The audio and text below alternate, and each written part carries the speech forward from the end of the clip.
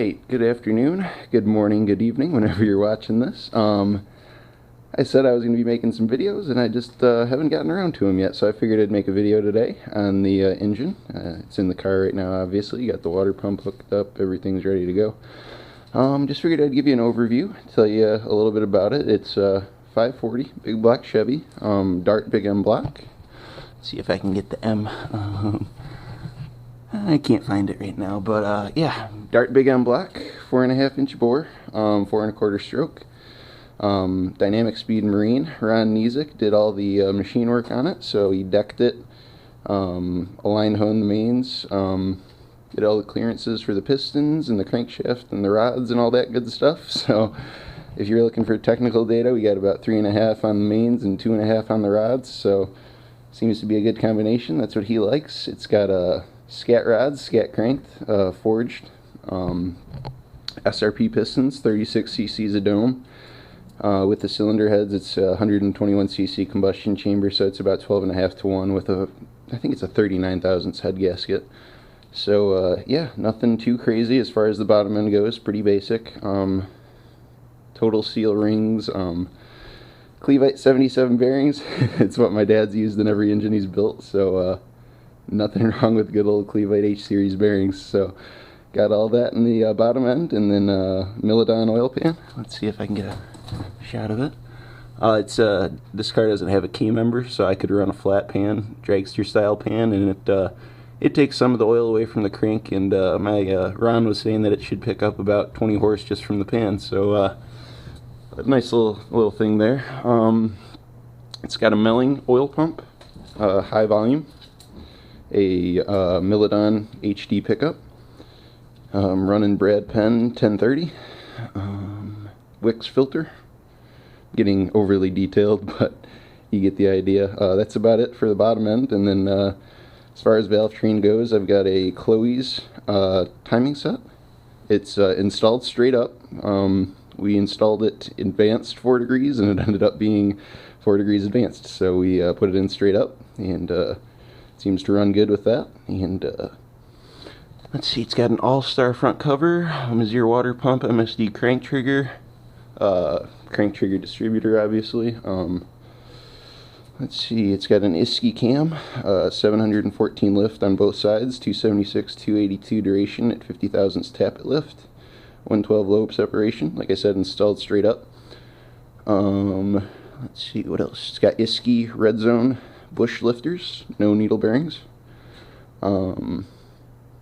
Trend push rods. My dad and I took way longer than we probably should have to determine the right push rod length, but it came out good. And after we dynoed it, we checked all the valve train, and the cups are wearing even on the lifter side and the rocker arm side, so we couldn't have done too bad of a job. It's all still together, so mission accomplished there, I suppose. Let's see, it's got AFR 335 CNC cylinder heads. No additional porting done to them, just out of the box pieces. The included parts that it comes with. So it's got PAC or Pacalloy 1200 series springs. They've got 220 pounds on the seat, and I'm not sure what the open pressure is, but I just wanted to keep kind of a light spring, and it's not a huge camshaft, so that kind of accommodates it. As far as rocker arm goes, I have Crower Enduro Series 1.6 ratio, or 1.7. I think 1.7. Whatever 420 times 1.6 or 1.7 equates to 714 lift. That's what they are. So I got the Crower rockers. It comes with, they call them AFR valves. I think they're Ferrea, Ron had said. So seem to be good valves. Very nice heads. My dad did have to do a modification. He made that adapter plate in between the header and the head because the way that the flange is cut on the cylinder head, there wasn't enough mating material on the bottom side to get a good seal with the header. So my dad custom made those. That worked out really nice, actually. Let's see, Velcro head gaskets. Multi-layer steel. We actually cut the rivets out on those and used the Permatex copper seal. On the dyno, it didn't push anything out of the breathers at all, so it's sealing pretty good. No blow by from what we could see, and the more compression you can keep in the cylinder, obviously, the better. So yeah, that's pretty much all the long block. As far as intake goes, it's an Edelbrock 454R. My dad port matched it to the heads. Did a really nice job blending it, and it came out really nice. Did end up going with a spacer. It's the high velocity heads, or HVH Super Sucker. It's a tapered spacer for, and it's a plastic one, just so you don't get the thermal conductivity between the intake and the carburetor. So it seems to work pretty good. Picked up about 15 horsepower on the dyno with that. The carburetor I got from Karsten Bloom. It's KB 1050. Really didn't have to do a whole lot of adjustments with it. It came with 95 jets. We ended up going with a 98 in the primary, 97 in the secondary, so he was pretty darn close. Really, it starts really easy. I'm going to start it for you guys in a minute and see if I missed anything. Zero water pump, like I said, that's a really nice piece. As far as the regulator goes, it's a quick fuel regulator. I don't have it set perfectly. It's at about 5.5. It should be at about 7, so I'll get to that at some point.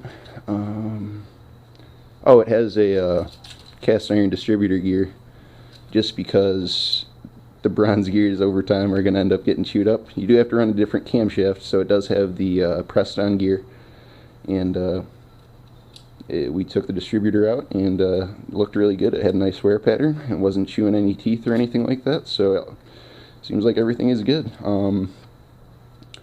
Oh, and the starter, I have it's a Power Master, Super Torque, I think?